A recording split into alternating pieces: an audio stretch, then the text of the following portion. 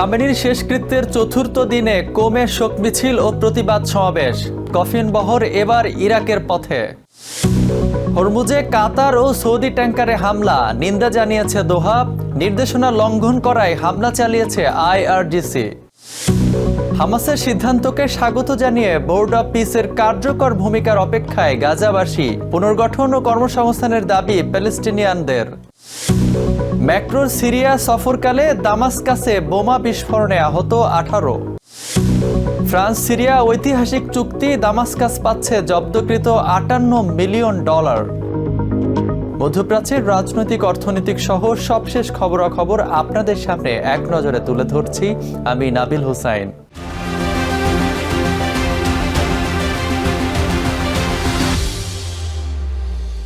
ইরানের প্রয়াত সর্বোচ্চ নেতা আয়াতুল্লাহ আলী খামেনির সপ্তাহব্যাপী শেষকৃত্য অনুষ্ঠানের চতুর্থ দিনে কোম নগরীতে বিশাল শোক মিছিল ও জানাজা সম্পন্ন হয়েছে। মঙ্গলবার শিয়া ধর্মীয় শিক্ষার এই প্রাণকেন্দ্রে প্রেসিডেন্ট ট্রাম্প, নেতানিয়াহু এবং আমেরিকা ইসরায়েল বিরোধী স্লোগান সম্বলিত প্ল্যাকার্ড, ফেস্টুন নিয়ে লাখো মানুষ শোক মিছিলে অংশ নেন। স্থানীয় সময় রাতেই বিমানযোগে প্রতিবেশী ইরাকের উদ্দেশ্যে যাত্রা শুরু করে খামেনির কফিন বহর। প্রিয় নেতার মরদেহ বহনকারী কফিনকে বরণ করতে ইরাকে চলছে ব্যাপক প্রস্তুতি। একটি সুসজ্জিত ট্রাকে করে খামেনি এবং তার পরিবারের 4 সদস্যের কফিন ধীরে ধীরে এগিয়ে চলছে কোমের সড়ক ধরে। প্রিয় নেতাকে শেষ বিদায় জানাতে মানুষের হাতে শোভা পাচ্ছে ইরানের জাতীয় পতাকা ও লাল রঙের ব্যানার। ইরানের রাজধানী তেহরান ছাড়িয়ে শোকের ছায়া এখন দেশটির ঐতিহাসিক কোম নগরীতে। শিয়া ধর্মীয় শিক্ষার প্রাণকেন্দ্র কোমে মঙ্গলবার লাখো মানুষ খামেনিকে শ্রদ্ধা জানিয়ে বিশাল শোক মিছিলে অংশ নেন। শোকের কালো ছায়া ঢেকে যায় পুরো শহর। তবে বরাবরের মতোই এই শোক মিছিল রূপ নিয়েছে তীব্র প্রতিবাদে। মিছিলে অংশ নিয়ে অনেকের হাতেই ছিল প্রেসিডেন্ট ডোনাল্ড ট্রাম্পকে হত্যার হুমকি সংবলিত ব্যানার ও ফেস্টুন, যাতে লেখা ছিল কিল ট্রাম্প কিংবা খামেনির হত্যাকারী ট্রাম্পের মৃত্যুদণ্ডই বর্তমান নেতার নিরাপত্তা নিশ্চিত করবে।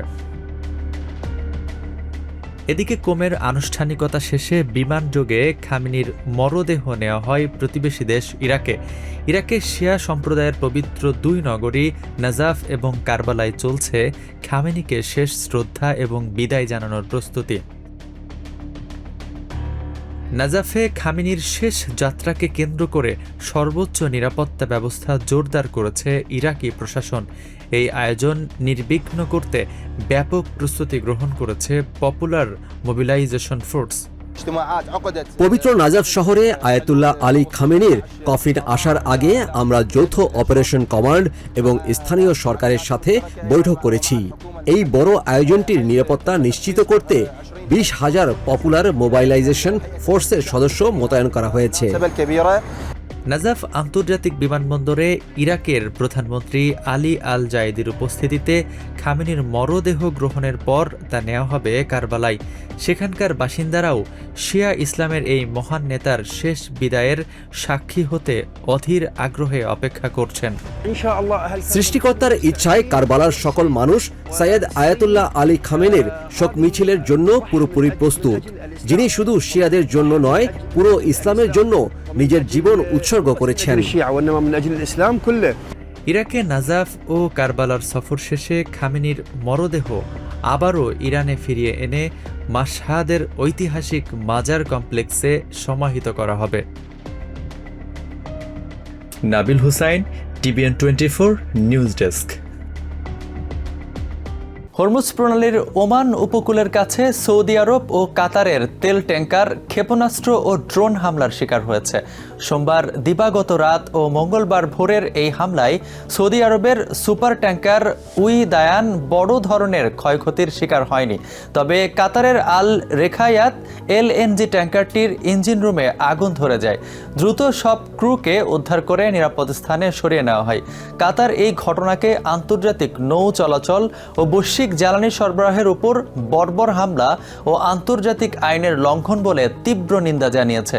কাতারের পররাষ্ট্র মন্ত্রণালয়ের মুখপাত্র মাজেদ আল আনসারি বলেন, এই হামলায় যাবতীয় আইনি ও ক্ষয়ক্ষতিজনিত দায় ইরানকেই নিতে হবে।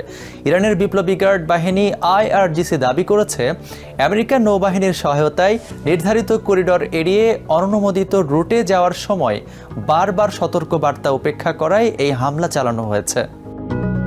হামাসের গাজা শাসনভার ছেড়ে দেওয়ার ঘোষণাকে স্বাগত জানিয়েছেন স্থানীয় প্যালেস্টাইনিয়ানরা। বাস্তুচ্যুত গাজাবাসীর প্রত্যাশা, রাজনৈতিক এই অগ্রগতির সুবাদে গাজা পুনর্গঠনে শান্তি চুক্তি বাস্তবায়নের পথ খুলবে। একই সাথে গাজা পরিচালনায় যেই থাকুক, উপত্যকাটিতে ব্যাপক কর্মসংস্থানের ব্যবস্থা করার দাবি স্থানীয় যুব সমাজের।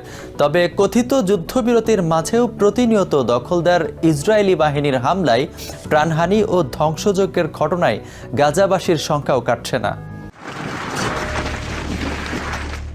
গাজা শান্তি পরিকল্পনার দ্বিতীয় ধাপের বাস্তবায়নে মাঠ পর্যায়ের অগ্রগতির অংশ হিসেবে উপত্যকার শাসনভার হস্তান্তরের ঘোষণা দিয়েছে হামাস। দীর্ঘ ১৯ বছরের শাসন ক্ষমতা বিলুপ্তির হামাসের এই ঘোষণাকে স্বাগত জানিয়েছেন স্থানীয় প্যালেস্টিনিয়ানরা। গাজার বাস্তুচ্যুত প্যালেস্টিনিয়ানদের মতে, বোর্ড অফ পিসের উচিত এখন গাজা পুনর্গঠনের পথ খুলে দেয়া। কর্মসংস্থানের বিষয়ে পিস কমিটির ভূমিকাও যাচাই করতে চায় গাজার যুবকরা। আমরা এখন দেখতে চাই তারা দেশের জন্য কি করতে চায়। আমরা চাই গাজা পুনর্গঠনের কাজ শুরু হোক, ধ্বংসস্তূপের নিচ থেকে এখনও আটকে থাকা লাশগুলো উদ্ধার করা হোক। বেকার যুবকদের জন্য কর্মসংস্থান দরকার। হামাসও তাদের হাতে থাকা জিম্মিদের ফেরত দিয়েছে। এবার গাজার নিয়ন্ত্রণও কমিটির হাতে ছেড়ে দিচ্ছে। যে কমিটি গাজার দায়িত্বে আসুক, তাদের উচিত গাজা পুনর্গঠনের পথ খুলে দেয়া। আমরা আল্লাহর কাছে দোয়া করছি, হামাসের এই প্রশাসনিক কমিটি ভেঙে দেওয়ার সিদ্ধান্ত যেন আমাদের জীবনে উন্নতি বয়ে আনে। সন্তানদের নিয়ে এই তাঁবুর জীবন, মশা আর ইঁদুরের অত্যাচার থেকে আমরা মুক্তি চাই। এটা কোনো জীবন নয়। আমরা প্রতিনিয়ত নির্যাতন আর মৃত্যুর মুখোমুখি দাঁড়িয়ে আছি। পুরো বিশ্ব যেন আমাদের দিকে একটু মানবিক দৃষ্টিতে তাকায়। ২০২৩ সালের ৭ অক্টোবরের পর শুরু হওয়া এই রক্তক্ষয়ী সংঘাতের ২.৫ বছর পেরিয়ে গেলেও গাজা এখনও ধ্বংসস্তূপের নগরী। হামাসের এই প্রশাসনিক পরিবর্তনের খবরে সাধারণ প্যালেস্টিনিয়ানদের মনে কিছুটা স্বস্তি ফিরলেও তাদের জীবনযাত্রার মান এখনও চরম মানবেতর। খানাখন্দে ভরা সড়ক এবং খোলা আকাশের নিচে প্লাস্টিকের তাঁবুতে মশা আর ইঁদুরের উপদ্রবের মাঝে দিন কাটছে হাজারো মানুষের। গাজাবাসীর একমাত্র চাওয়া, এই রাজনৈতিক পরিবর্তনের ফলে যেন দ্রুত আন্তর্জাতিক সাহায্য ও পুনর্গঠনের কাজ শুরু হয়। কথিত যুদ্ধবিরতির পর দীর্ঘ সময় পার হলেও দখলদার বাহিনীর অব্যাহত হামলায় প্রতিনিয়ত প্রাণহানির ঘটনায় গাজাবাসীর শঙ্কাও কাটছে না। পুরো ৮ মাস কেটে গেল, কিন্তু আমরা কিছুই পেলাম না। এখন অনবরত বোমাবর্ষণ চলছে, ড্রোনের গুলি আর F-16 ফাইটার জেট এসে বাড়িঘর উড়িয়ে দিচ্ছে। মানুষ মরছে, নেতানিয়াহু তো কাউকেই পরোয়া করছেন না। অথচ এখানে কত নিরস্ত্র অসহায় মানুষ বসবাস করছে, আর পুরো বিশ্ব এখনো চোখ বন্ধ করে রেখেছে। হামাসের এই প্রশাসনিক বিলুপ্তির পর এখন পুরো গাজা পুনর্গঠন প্রক্রিয়া ও যুদ্ধোত্তর ভবিষ্যৎ নির্ভর করছে আন্তর্জাতিক সম্প্রদায়ের পরবর্তী পদক্ষেপের ওপর।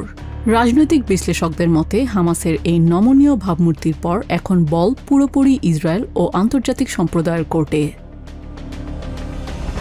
সোমবার দেইর আল বালায় এক সংবাদ সম্মেলনে হামাস জানায়, গাজার শাসনভার তারা স্বাধীন টেকনোক্র্যাট কমিটির হাতে তুলে দিতে তাদের সরকার বিলুপ্ত করেছে। তবে হামাস সরকার ভেঙে দিলেও আপাতত বিভিন্ন মন্ত্রণালয়ের কর্মী ও প্রশাসনিক কাঠামো আগের মতোই থাকবে। জনস্বার্থে পেশাগত কর্মীরা তাদের দায়িত্ব পালন করে যাবেন, যা পরবর্তী বোর্ড অফ পিসের স্বাধীন কমিটির তদারকি করবে। তবে রাজনৈতিক এই পট পরিবর্তনের মাঝেই সোমবারেও ইসরায়েলি হামলায় অন্তত ৫ জন নিহত হয়েছেন। এমনকি মঙ্গলবারও গাজা সিটি ও খান ইউনিসে পৃথক হামলায় ২ প্যালেস্টিনিয়ানকে হত্যা করেছে ইসরায়েল। নিজিয়া জামি, TVN 24 নিউজ ডেস্ক। সিরিয়ার রাজধানী দামাস্কাসে ফ্রান্সের প্রেসিডেন্ট ইমানুয়েল ম্যাক্রোর ঐতিহাসিক সফরের মাঝেই ২ দফায় বোমা বিস্ফোরণের ঘটনা ঘটেছে। এতে পুলিশ সহ অন্তত ১৮ জন আহত হয়েছেন। তবে প্রেসিডেন্ট ম্যাক্রো সুরক্ষিত আছেন এবং নির্ধারিত সূচি অনুযায়ী সিরিয়ার প্রেসিডেন্ট আহমেদ আল শারার সাথে বৈঠকও করেছেন। ২০২৪ সালে বাশার আল আসাদ সরকারের পতনের পর এই প্রথম ইউরোপিয়ান ইউনিয়নের কোনো রাষ্ট্রপ্রধান সিরিয়া সফর করেছেন। ফ্রান্সের প্রেসিডেন্ট ইমানুয়েল ম্যাক্রোর দামাস্কাস সফরের মাঝেই আকস্মিক জোড়া বিস্ফোরণে কেঁপে উঠল সিরিয়ার রাজধানী। চারদিকের কালো ধোঁয়া আর মানুষের আতঙ্কই বলে দিচ্ছে হামলার ভয়াবহতা। দামাস্কাসের বিলাসবহুল ফোর সিজনস হোটেলে অবস্থান করছিলেন ম্যাক্রো। মঙ্গলবার সকালে হোটেলটির অদূরে পর্যটন মন্ত্রণালয় ও দেশটির জাতীয় জাদুঘরের মধ্যবর্তী একটি ব্যস্ত এলাকায় এই বিস্ফোরণ ঘটে। দামাস্কাস পৌঁছে এই হোটেলেই রাত কাটিয়েছিলেন ফ্রেঞ্চ প্রেসিডেন্ট এবং সকালে সুশীল সমাজের প্রতিনিধিদের সাথে সাক্ষাৎ করেন তিনি। সিরিয়ার রাষ্ট্রীয় গণমাধ্যম জানায়, প্রথম বিস্ফোরণের পরপরই সেখানে সাধারণ মানুষ ও অ্যাম্বুলেন্স জড়ো হলে দ্বিতীয় দফায় আরেকটি বিস্ফোরণ ঘটে। এই হামলায় 4 পুলিশ সদস্য সহ অন্তত 18 জন আহত হয়েছেন। তবে এলিসি প্রাসাদ নিশ্চিত করেছে ফ্রেঞ্চ প্রেসিডেন্ট সম্পূর্ণ নিরাপদ আছেন। হামলার পরপরই কড়া নিরাপত্তায় সিরিয়ার প্রেসিডেন্ট প্রাসাদে পৌঁছান ম্যাক্রো। সেখানে প্রেসিডেন্ট আহমেদ আল শারার সাথে দ্বিপাক্ষিক বৈঠকে অংশ নেন। সামাজিক মাধ্যম এক্সে দেওয়া এক বার্তায় ম্যাক্রো জানান, সমস্ত চ্যালেঞ্জের মধ্যেও তার এই ঐতিহাসিক সফর অব্যাহত থাকবে। এর আগে সিরিয়া পৌঁছে সোমবার রাতে আল শারার সাথে দামাস্কাসের ঐতিহাসিক উমাইয়াদ মসজিদ পরিদর্শন করেন এবং পরিদর্শন বইয়ে স্বাক্ষর করেন ম্যাক্রো। 2024 সালে আহমেদ আল শারার নেতৃত্বে বিদ্রোহীরা বাশার আল আসাদ সরকারকে উৎখাত করার পর এই প্রথম ইউরোপিয়ান ইউনিয়নের কোনো শীর্ষ নেতা সিরিয়া সফর করেছেন। 13 বছরের যুদ্ধবিধ্বস্ত সিরিয়া পুনর্গঠনে পশ্চিমাদের সমর্থন আদায়ের লক্ষ্যেই আহমেদ আল শারার আমন্ত্রণে এই সফরের আয়োজন। তবে এই হামলা আবারও দেশটির অভ্যন্তরীণ নিরাপত্তা ব্যবস্থার বড় চ্যালেঞ্জকে সামনে এনে দাঁড় করালো। Yusuf Khaled, TVN 24 news desk. Bashar al Assad সরকারের পতনের পর সিরিয়ায় প্রথম কোনো ইউরোপিয়ান রাষ্ট্রপ্রধান হিসেবে সফর করেন ফ্রান্সের প্রেসিডেন্ট ইমানুয়েল ম্যাক্রো। মঙ্গলবার দামাস্কাসে সিরিয়ার অন্তর্বর্তীকালীন প্রেসিডেন্ট আহমেদ আল শারার সাথে দ্বিপাক্ষিক বৈঠক করেন তিনি। এই সফরের পূর্ব নির্ধারিত কর্মসূচি অনুযায়ী দুই দেশের মধ্যে পুনর্গঠন ও বাণিজ্য বিষয়ক বেশ কয়েকটি গুরুত্বপূর্ণ চুক্তি স্বাক্ষরিত হয়েছে। দীর্ঘ 1.5 দশকেরও বেশি সময় ধরে চলা গৃহযুদ্ধ আর আসাদ সরকারের পতনের পর এক নতুন দিগন্তের মুখোমুখি সিরিয়া। আর সেই নতুন পথ চলায় পাশে দাঁড়াতে দামাস্কাসে হাজির হয়েছেন ফ্রেঞ্চ প্রেসিডেন্ট ইমানুয়েল ম্যাক্রো। রাজধানী দামাস্কাসের প্রেসিডেন্ট প্রাসাদে সিরিয়ান প্রেসিডেন্ট আহমেদ আল শারার সাথে বৈঠকে অংশ নেন তিনি। তবে এই ঐতিহাসিক সফরকে ঘিরে তৈরি হয়েছিল চরম উত্তেজনা। প্রেসিডেন্ট ম্যাক্রো যে হোটেলে অবস্থান করছিলেন তার ঠিক পাশেই ঘটে জোড়া বোমা বিস্ফোরণ। ম্যাক্রোর মোটরকেড হোটেল ছাড়ার কিছু সময় পরই ঘটে যাওয়া এই হামলায় আহত হন অন্তত 18 জন। তবে এই ঘটনা ফ্রেঞ্চ প্রেসিডেন্টের যাত্রাকে ব্যাহত করতে পারেনি। সন্ত্রাসবাদের কাছে মাথা নত না করে পূর্ব নির্ধারিত দ্বিপাক্ষিক চুক্তি স্বাক্ষর অনুষ্ঠানে যোগ দেন তিনি।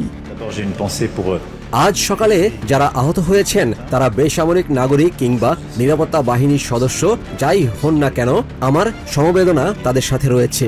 কিছু গোষ্ঠী চাইছে না যে সিরিয়া আন্তর্জাতিক সম্প্রদায়ে ফিরে আসুক, তবে আমরা কোনোভাবেই আমাদের লক্ষ্য থেকে বিচ্যুত হব না। হামলার পর যৌথ সংবাদ সম্মেলনে সিরিয়ার অর্থনৈতিক ও ব্যাংকিং খাত পুনর্গঠনে পূর্ণ সহযোগিতার আশ্বাস দেয় প্যারিস। বৈঠকে টোটাল এনার্জিজ এবং ফ্রেঞ্চ শিপিং গ্রুপ CMA-CGM এর শীর্ষ কর্মকর্তারা উপস্থিত ছিলেন। দামাস্কাস বিমানবন্দরের এয়ার কার্গো হ্যান্ডেলিং উন্নত করতে একটি বড় চুক্তি সই করে সংগঠন দুটি। একই সাথে আসাদের চাচা রিফাত আল আসাদের কাছ থেকে বাজেয়াপ্ত 51 মিলিয়ন ইউরো বা প্রায় $58 মিলিয়ন সম্পদ সিরিয়াকে ফেরত দেওয়ার প্রক্রিয়া শুরু করার ঘোষণাও দেয় ফ্রান্স। সিরিয়ার এই সাফল্যে যারা ক্ষুব্ধ তারাই ধ্বংসাত্মক পথ বেছে নিয়েছে। তদন্ত চলছে এবং খুব দ্রুতই এই হেয় অপরাধমূলক কাজের সাথে জড়িতদের গ্রেফতার করা হবে। এই হামলা সিরিয়ার পুনর্গঠনে আমাদের এবং আমাদের সহযোগীদের সংকল্পকে আরও দৃঢ় করবে। শুধু বাণিজ্য নয়, সিরিয়ার সশস্ত্র বাহিনীকে আধুনিকায়ন ও সন্ত্রাস দমনে দেশটির বিশেষ বাহিনীকে সহযোগিতা করার জন্য সামরিক ফ্রেমওয়ার্ক নতুন করে সাজানোর কথা জানিয়েছেন ম্যাক্রো। উপসাগরীয় অঞ্চল এবং ইউরোপের মধ্যে জ্বালানি ও লজিস্টিক্সের সংযোগকারী দেশ হিসেবে সিরিয়াকে একটি গুরুত্বপূর্ণ কেন্দ্রবিন্দু হিসেবে দেখছে ফ্রান্স। মিজিয়া জামি, TVN 24 নিউজ ডেস্ক। এক নজরে প্রতিদিন মধ্যপ্রাচ্যের খবর জানতে চোখ রাখুন TVN 24 নিউজ নেটওয়ার্কের ইউটিউব ও ফেসবুক পেজে। নিউ ইয়র্ক থেকে সম্প্রচারিত TVN 24 টেলিভিশন বিশ্বজুড়ে বাঙালির কণ্ঠস্বর।